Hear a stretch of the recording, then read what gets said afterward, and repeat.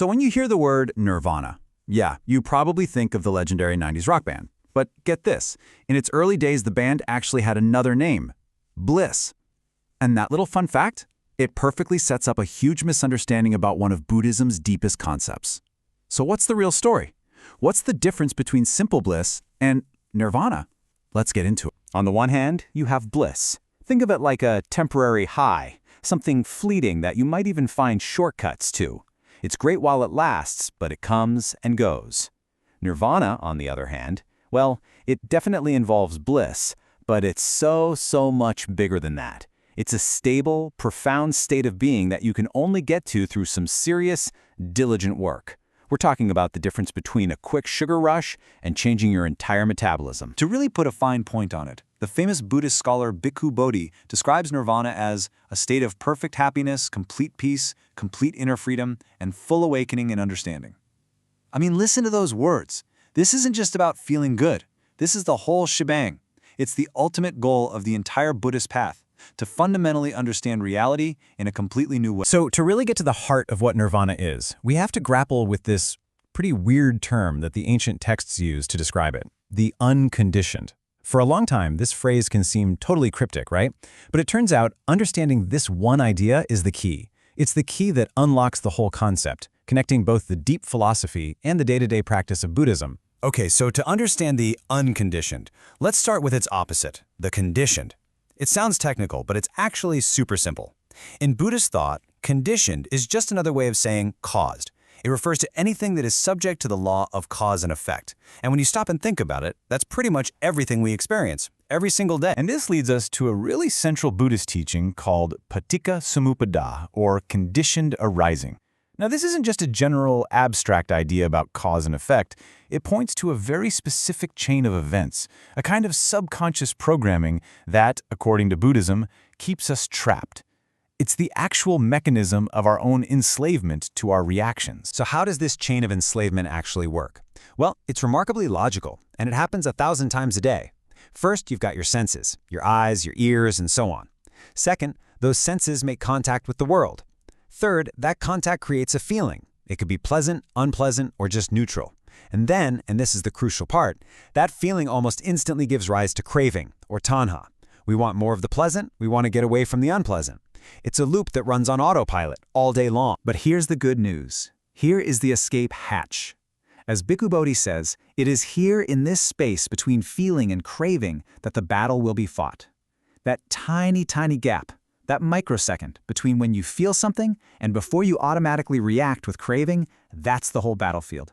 If we can just get in there, we can break the chain. And how do we do that? What's the tool for getting into that space? It's mindfulness. And this isn't some woo-woo concept. It's a very practical technique.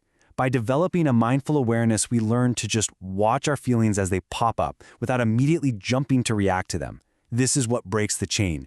And the best part? It offers liberation right here, right now. This isn't about some far-off cosmic goal. It's about having a better, freer, less reactive life today. Let's bring this into 2024. I mean, think about it. Your phone buzzes. You see a news headline that makes your blood boil. You get a comment on social media. These are the modern-day conditions. They are constantly pushing our buttons, triggering these feelings that then, usually without us even noticing, hijack our thoughts and our behavior. We're being controlled by our environment unless we learn to pay attention. Here's a powerful way to think about it. The human brain is basically a machine, an amazing piece of hardware that was designed by natural selection to be controlled by its environment. And feelings are a key part of that machine's programming. But here's the thing. Just because that's the default setting doesn't mean we're stuck with it. We can actually learn to defy the causes that normally dictate how we act. And, the great thing is you don't have to reach full-blown, capital N nirvana to start seeing some amazing benefits.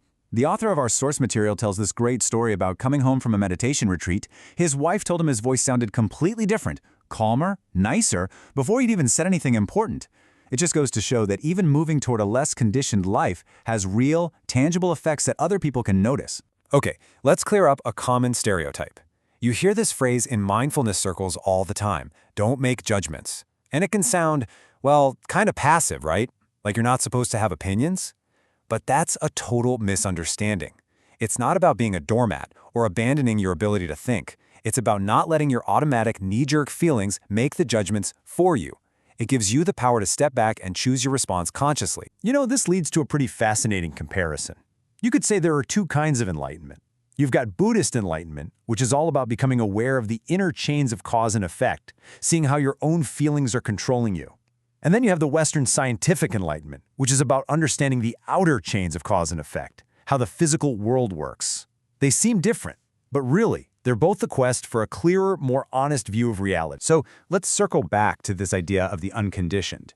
Does that mean we literally escape the laws of cause and effect? That we become superheroes? Not exactly. Think about an airplane. An airplane doesn't defy gravity, right? Gravity is still very much a thing. But it uses other laws, like lift and thrust, to skillfully work within the laws of physics to achieve something amazing: flight. Mindfulness is kind of like that. It doesn't break causality. It teaches us how to skillfully navigate it to achieve freedom. So let's end on this thought. If we start with the idea that our brain is a kind of machine, one that came with default programming designed to be controlled by the world around it, then this ancient practice of mindfulness suddenly looks incredibly modern, doesn't it?